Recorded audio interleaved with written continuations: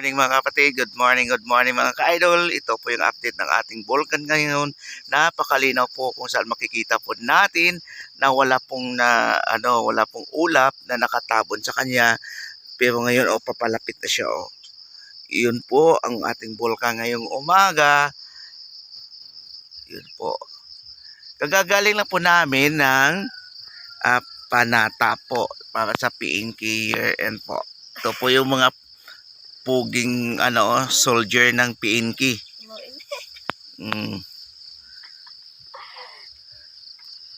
Yan po yung kaganapan natin dito sa amin. Yung Bulkang Kanlaon. Ito po yung paligid namin tingnan nyo. Probinsya talaga makikita nyo yung ibang tubuhan nagapas na po. Kaya medyo na po dito. Ano tawag dun, hindi na masyadong malinis na.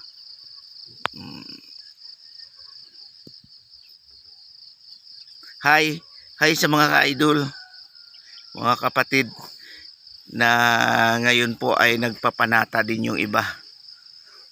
Bye-bye muna.